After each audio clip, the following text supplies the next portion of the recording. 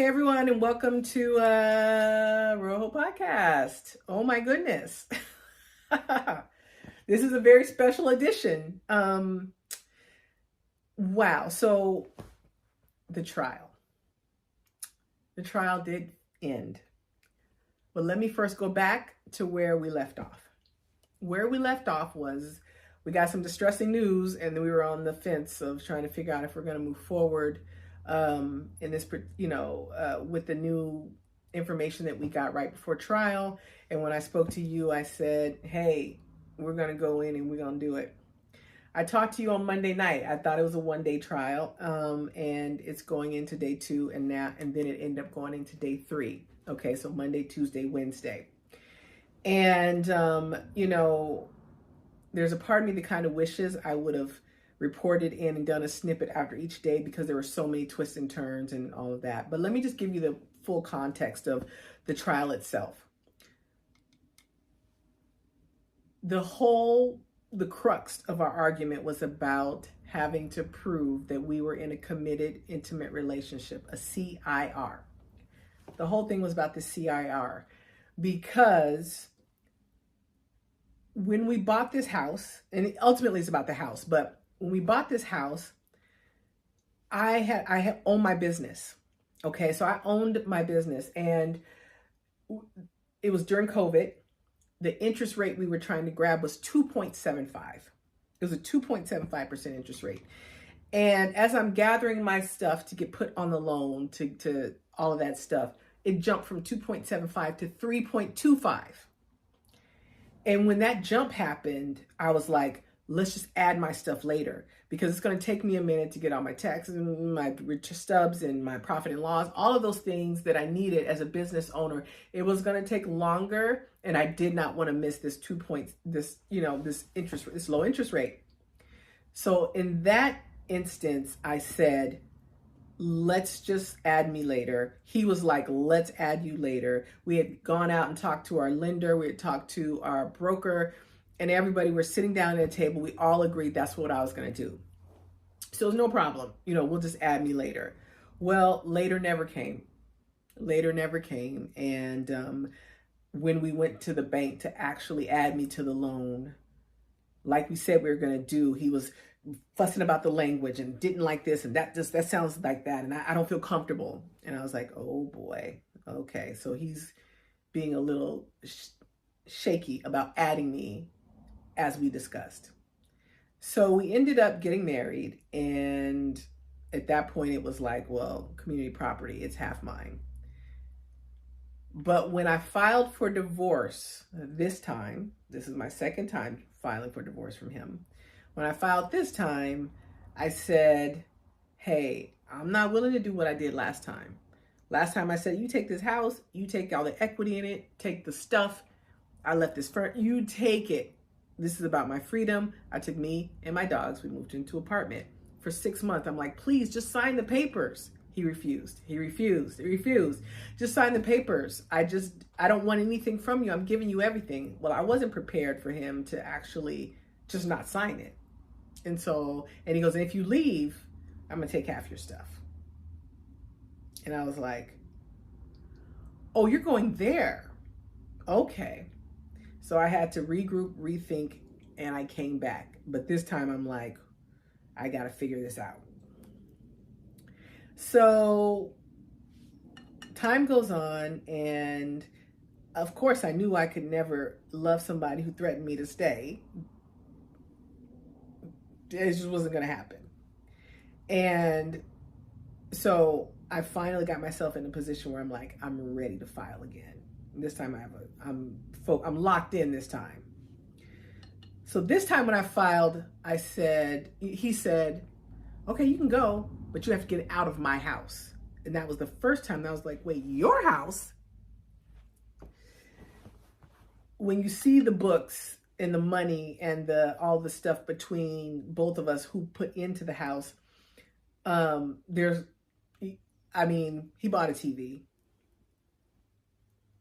That's it. When you look around my house, you're like, oh, you did all of it. Okay. Yeah, I did. Right. So this idea that this was his house was like, and I knew in that moment, that's what he's going to do. Her name is nowhere. Her name is not on the deed. Her name is not on the mortgage. And we got married. We got the house. I bought my house before we got married. So the argument had to be that we were in a CIR, and that's the legal term that means you were in a marriage-like relationship. And there were 5 points to meet to determine if this was a marriage-like relationship. And we hit all of the points, but we just had to still argue for it. We had to argue for it because his argument was she didn't put down any money. She had nothing to do with this house. I bought it. I did everything in it. And her name is nowhere. So I want her out of my house. So that's what the whole argument was about. So we had to first prove the CIR. And then the secondary stuff that we had to prove was related to him taking forbearance loans out of the house to the tune of $170,000. And who should pay that back? And he's saying I should pay it back. I should pay back the money. So he lived here for free. He lived here 63 months and made 6 payments. So that's like a payment a year. And I'm like, you already got your money. You pulled out of the house to make these payments, so you didn't have to make payments for 5 years. So if you lived here for free, shouldn't I get? So that's the argument, right? It's called dissipation. That means waste. The waste that went against the house unnecessarily because we proved by tax returns that he had money to do it. He just didn't want to pay. He was just getting over it. So that's what ended up happening. So that was the basis. So it was really important that he disprove that we had a relationship, that I was ever committed, that I was just about trying to get this house, that I lied and that I cheated. I don't know what the basis was. We still don't know, like, what's the argument now? Because look around.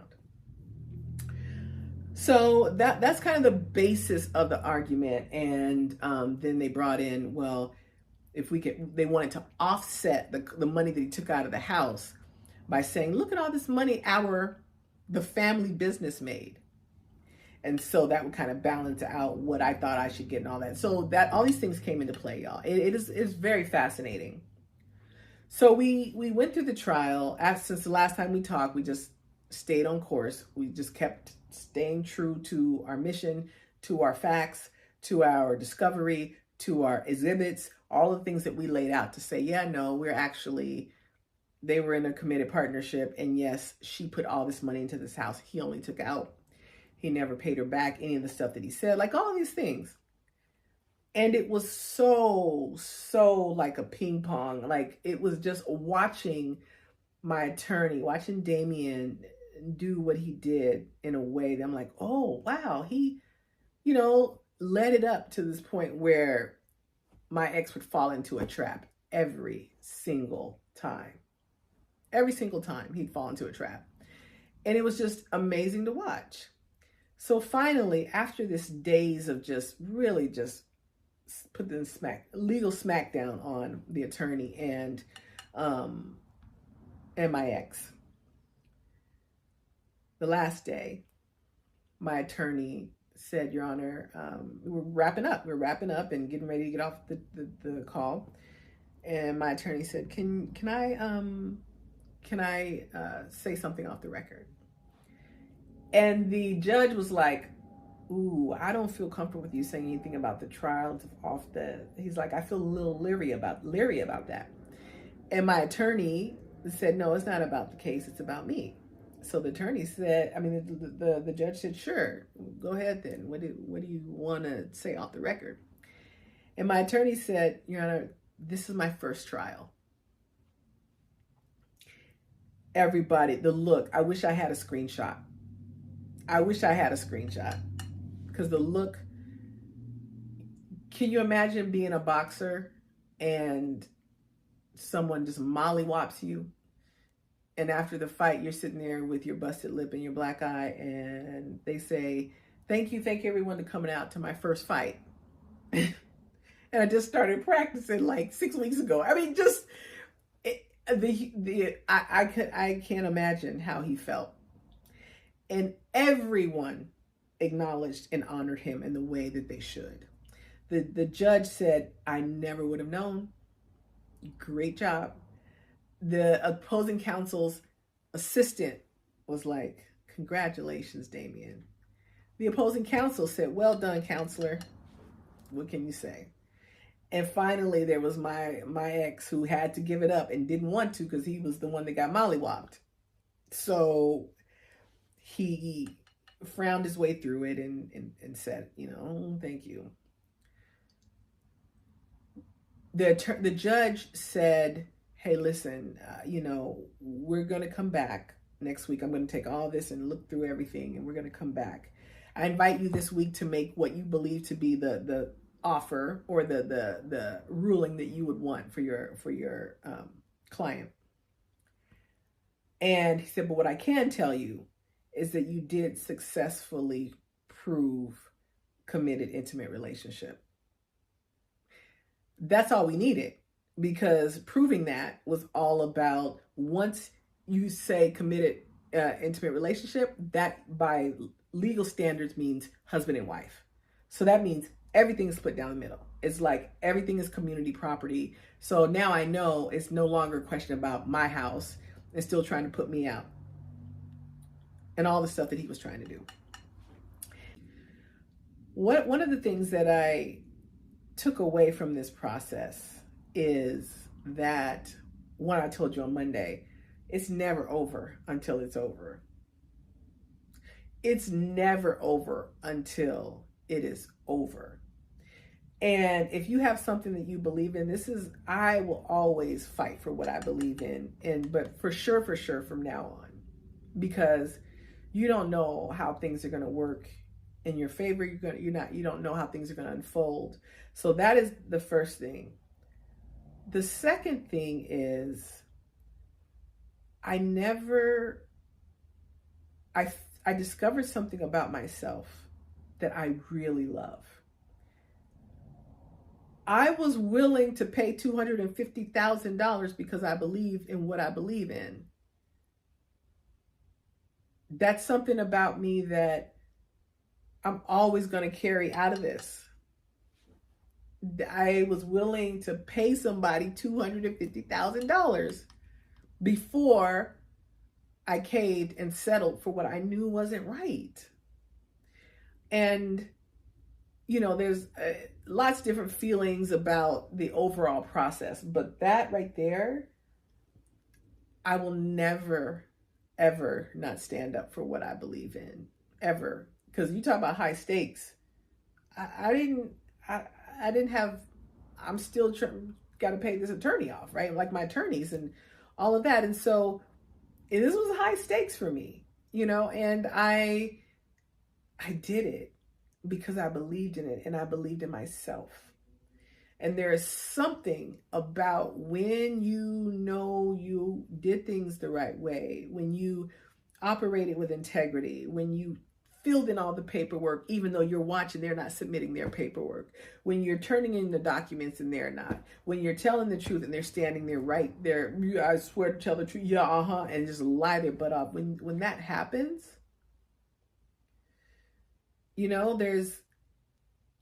there's something about still staying true to what you know and just having faith. I just kept saying to my friend Dan, I was like, I just want truth to win. That's my affirmation. I want truth to prevail. That's it. I'm not asking. We haven't talked about how much money I want. I just want truth to prevail. And it did. It did.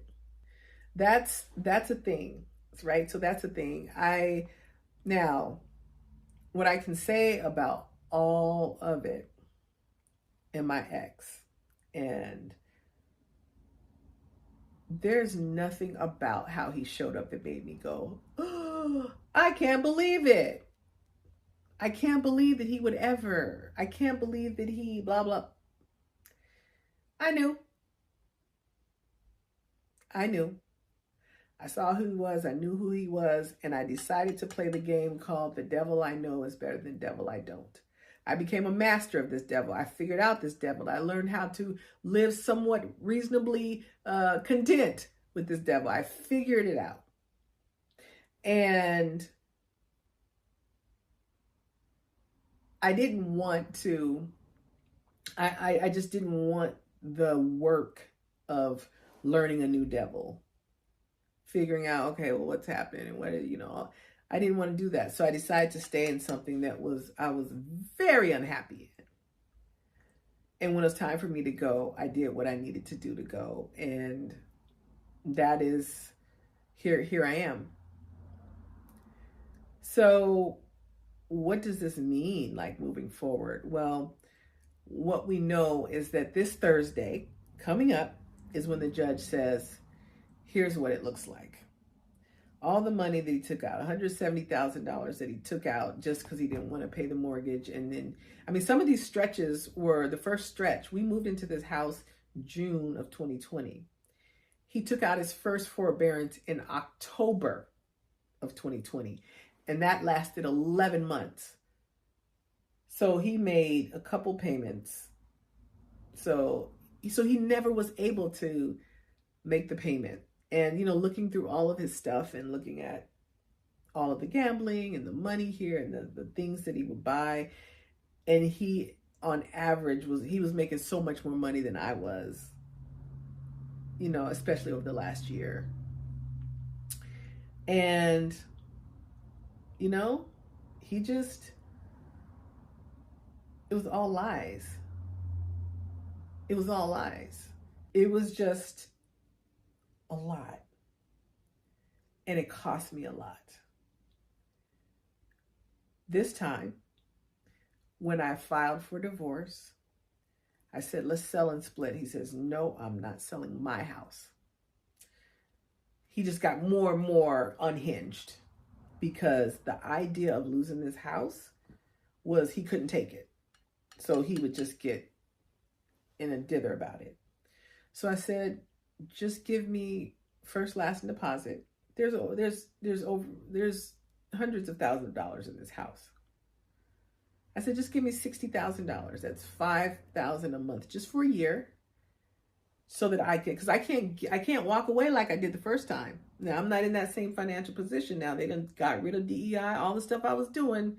I don't have the same. I can't do it. And he said, no, I'm not going to give you. I said, first, last, and deposit. Give me $60,000. Pull it down out of this that has hundreds of thousands of dollars in it, and I'll be out in 30 days. He said no. He just got more and more unhinged. And so I'm still in the house. He's still in the house. But it's untenable. I said, just give me first, last, and deposit. Forget the $60,000. I'll be out. But you got to give me something. You got to give me something. You see that backyard renovation I did by myself that we were supposed to do as a team? Yeah, no, you got to give me something. He said, I will give you first, last, and deposit, but you got to get out first, and then I'll give it to you. That's when I'm like, okay, this is going to be a long road. This is not going to be a situation where we can communicate and be like, okay, what do you want? Let's talk about it. Let's talk about what do you want? Okay. Well, I need this in exchange. How can we do it? Do you know, I said, hey, let's just live here together. Let me live here free for 6 months. I'll stack up on my side and pay everything, and you won't even have to come out of pocket. No, you're getting out of my house, and I'm not giving you anything. You just got to go. So yeah, when I ended up leaving, this is why a couple podcasts ago, this is why I was talking about I had to just wait it out. I had to just stack up, build up, figure out my strategy, and do the disappearing like I'm out. Because there is no point of this where I can use any of my professional expertise. Because I'm a conflict strategist for a living. So none of that worked. I threw money at it. I threw time at it. I threw so much grace at it. I threw energy. I threw sweat equity at it. I took care of his kid. I threw co-parenting at it. There was everything that I thought I could do to communicate that, look, if we can talk, we can talk. I'm not unreasonable. I'm not unfair. And I have the expert and intellectual capacity to hold my own disappointment and still figure out what's the closest thing to win-win that we can get. We're going to lose a little something, each of us. What is that? Was not interested. This is why I said in another podcast, know what game they're playing. He was never playing the same game as I was. I was always looking for the win-win. I was looking for we're adults. Surely there's a way in our human capacity. Surely there's a way that we can both be adult enough to you get what you want and I get what I want, or close to it. So it's been a ride. This Thursday, it will be done. It will be done. I can't tell you how excited I am to be done, but it'll be done. I'm excited to move forward. So I will know on Thursday, and on Friday, I will be back on the island celebrating as a divorced woman. So the next week's update will be from the island of San Pedro, Belize. I can't wait to talk to y'all about it. What a ride. Talk to you soon.